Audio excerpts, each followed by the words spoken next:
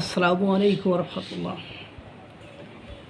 বাংলাদেশের একমাত্র রাষ্ট্রায়ত্ত তেল পরিশোধনা কেন্দ্র বন্ধ হয়ে গিয়েছে, মানে ল্যাক অফ ক্রুড অয়েল, যেখানে 4-5 হাজার করে মেট্রিক টন করে তেল পরিশোধন করা হয় প্রতিনিয়ত। এখন সেটা বন্ধ হয়ে গিয়েছে। সার কারখানা অনেক আগেই বন্ধ হয়ে গিয়েছে।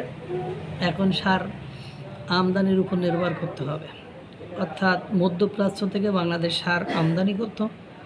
হরমুজ প্রণালী বন্ধ হওয়ার ফলে হয়তো বা মধ্যপ্রাচ্য থেকে আর সার আমদানি করতে পারবে না। ইতিমধ্যে বাংলাদেশের অর্ধেকের বেশি ব্যাংক দেউলিয়া হওয়ার পথে রয়েছে। এটা মাহবুবুর রহমান, সভাপতি আইসিসি বাংলাদেশ, উনি বলেছেন।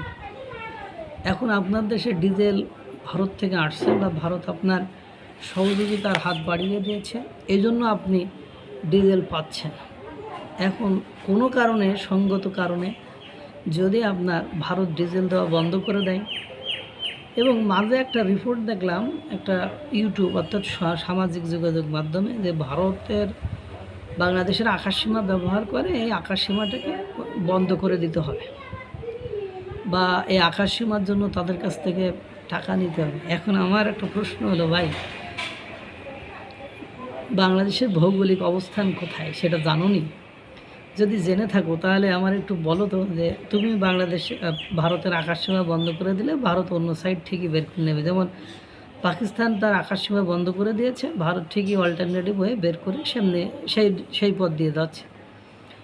ভারত যদি তোমার আকাশসীমা বন্ধ করে দেয়, ভৌগোলিক দিক থেকে তোমার বঙ্গোপসাগর সাইড ছাড়া তোমার আর কোনো সাইড খোলা রয়েছে? প্রথম কথা, নেপাল থেকে তুমি যে জলবিদ্যুৎ নিয়ে আসবা, কোন পথে নিয়ে আসবা? নেপাল থেকে জলবিদ্যুৎ নিয়ে আসতে হলেও তোমার ভারতের ল্যান্ডকে ব্যবহার করতে হবে। তা ভারত তোমার প্রয়োজনে, কালকে একটা জিনিস, একটা রিপোর্ট দেখলাম, যে আমাদের শেখ হাসিনা অর্থাৎ আগেকার সরকার, বিগত সরকার প্রধান ভারতের উপর আস্থা না রেখে টাকা খরচ করে চীন থেকে 30 বছরে কার্যকরী ভূমিকা রাখবে, এজন্য রেল কিনেছিল, রেল লাইন বা ট্রেন কিনেছিল। সেটা 3 থেকে 5 বছরের মধ্যে, 7 বছরের মধ্যে সেগুলো সব বন্ধ হয়ে গিয়েছে। সেগুলো চীনের প্রকৌশলীরা এসব ঠিক করতে পারেনি। এখন হয়েছে লুজার, একের পর এক যারা লস খেয়েছে।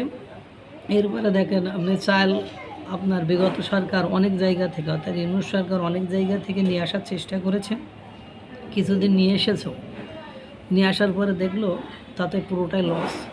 পরবর্তীতে আবার ভারতের কাছে ধন্না দিয়েছে।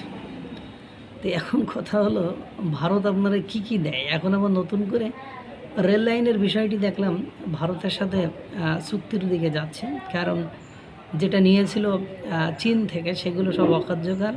চীন তাদেরকে প্রতারিত করেছে, বাংলাদেশকে প্রতারিত করেছে, এবং পরবর্তীতে তাদের কোনো ফিডব্যাক তারা দিতে রাজি হয় নাই। তা আপনি যখন বিপদে পড়েন তখন আপনার অ্যাম্বুলেন্স দেয় ফ্রি থেকে। এর আগে আপনারা ভারত, আপনার ঔষধ দেয় ভারত, আপনার ভ্যাকসিন দেয় ভারত, আপনার সাইল দেয় ভারত, আপনার ডাইল দেয় ভারত। আপনি বিপদে পড়লে তখন ভারতের কাছ থেকে সাহায্য নিয়ে, ভারত আপনার বন্ধু, কিন্তু ভারতের জিনিস ফ্রি খাইতে লজ্জা লাগে না, কিন্তু ভারতের সাথে ব্যবসা করতে আমাদের ব্যাপক সেন্টিমেন্টে লাগে। তো ভারতের কাছ থেকে আপনি ফ্রি খাবেন, ফ্রি নেবেন, ভারতের সাথে সব ব্যবসা করবেন, আবার তাকে 3 বেলা গালি দেবেন। আপনার সাথে এরকম করলে আপনি কি কখনো মেনে নিতেন? এই জন্য ভারত আপনাকে কি রাখে, চাপে রাখে, কারণ আমি বন্ধুত্বের যে মর্যাদা সেটা তাদেরকে বোঝাইতে পারি না। ওরা দুধ দিলে আমাদের কলা দেওয়ার কথা, কিন্তু ওরা দুধ দিলে আমরা সেটাকে নষ্ট করি, সেটা খেয়ে তার বদনাম করি। এটাই আমাদের সবচেয়ে রুচির দুর্ভিক্ষ। আর এই রুচির দুর্ভিক্ষের কারণে আপনি আছি চরম বিপদে। যেভাবে করে বাংলাদেশ ব্যাংকিং ব্যবস্থা, বাংলাদেশের ডিজেল, বাংলাদেশের বিদ্যুৎ, বাংলাদেশের গ্যাস, সব কিছুতে একটা সংকট শুরু হয়েছে, তাতে অদূর ভবিষ্যৎ আমরা চরম বিপদে পড়তে যাচ্ছি। আল্লাহ তাআলা এখন ভারত ছাড়া সামনে কোনো উপায় আছে বলে আমার অন্ততপক্ষে জানা নেই।